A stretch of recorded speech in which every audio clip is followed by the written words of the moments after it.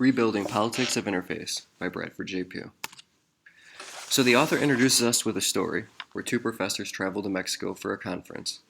One is of white descent and the other of Indian descent. And upon their return, they enter separate lines. The white professor is allowed through, while the Indian professor is questioned and detained due to his skin color. He had identification and other information with him proposing he was in fact a professor in the U.S., although this information was disregarded until he was properly identified. Even though the Indian professor was let go and nothing more had come of the situation, this made many Americans embarrassed of the guards' incompetence, and it also made them question their country's cultural values and practices. So where else are these acts and ideas exhibited? Surprisingly, they have been hidden throughout our computer-based teaching and learning environments. And we may even be participating in and/or supporting these acts unknowingly. It's only upon closer inspection is it made apparent that complex systems such as computer interfaces are breeding grounds for a manifestation of colonialism, slavery, and their aftermaths, inevitably caused by our own geopolitics. Because scholarship has focused on only positive ways the integration of computer interface can support our educational institutions, we are overlooking the negative impact it withholds. The goal of this entire piece is for teachers and professors and educators to, quote, adopt a more critical and reflective approach to their use of computers. In other words, the author wants us to confirm us of what it is we are blind to in our everyday technology, how this blindness hinders our ability to further expand culturally, and what we can do to overcome these restraints.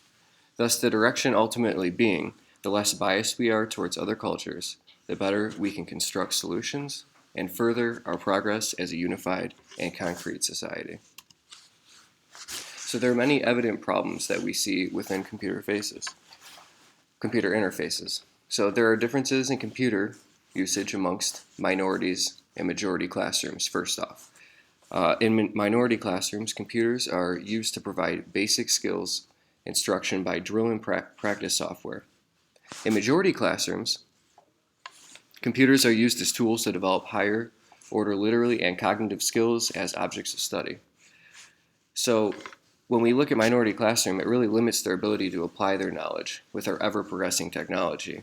I mean, with everything being so simplistic in their classrooms, it's really hard for them to grasp an advantage as to where we stand.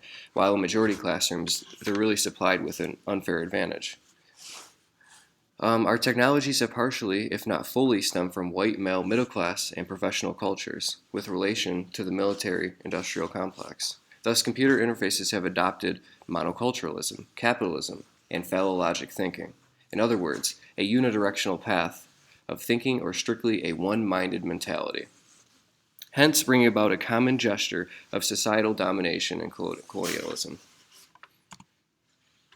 So there are many examples that we can look at of discriminatory interface, and I put a quote up there by Dennis Wood. Interfaces are cultural maps of computer systems. Such maps are never ideologically innocent or inert. And what he means by this is when you look at a computer interface, we can offend cultures in many aspects. It is never innocent. We always need to remap what we're doing. So let's look at some problems. Primary computer interfaces do not provide direct evidence of different cultures and races that make up the American social complex, nor do they show how much evidence of different linguistic groups or groups of differing economic status.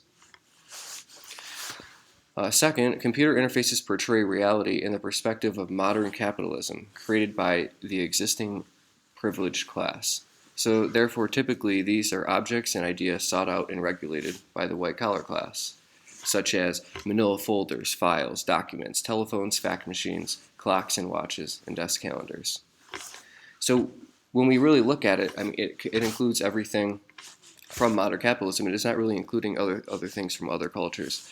So that's what we need to look at. What does it not include? And it doesn't include aspects utilized by other cultures, such as kitchen counters, mechanics benches, fast food restaurants, and so on and so forth.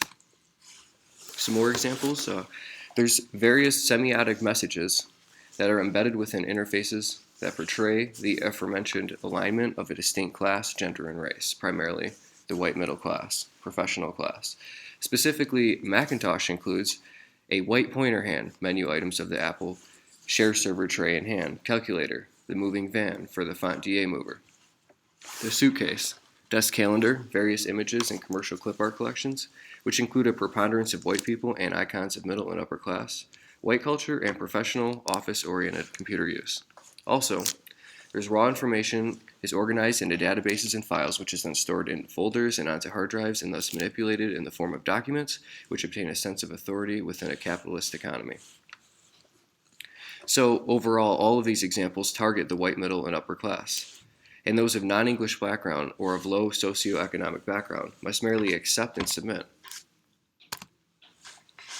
So let's look at some approachable solutions. I have another quote by Dennis Wood. The greatest difficulty of all comes when we understand that we must locate ourselves in relation to the map, and the map being the cultural map.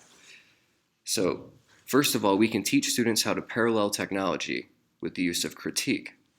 When we criticize, we form our own opinions and insight, and it is through this which we learn. Next, we can limit the flawed nature of our cultural map by realizing our own role relative to its composition. Next, teach students and ourselves that computer interfaces are not innocent and they should thus be recognized as cultural formations. In this aspect, we can teach students strategies to continuously remap. So how can we do this? We can do this by redesigning, reimagining, and recreating interfaces with a great regard for minorities and all cultural sorts.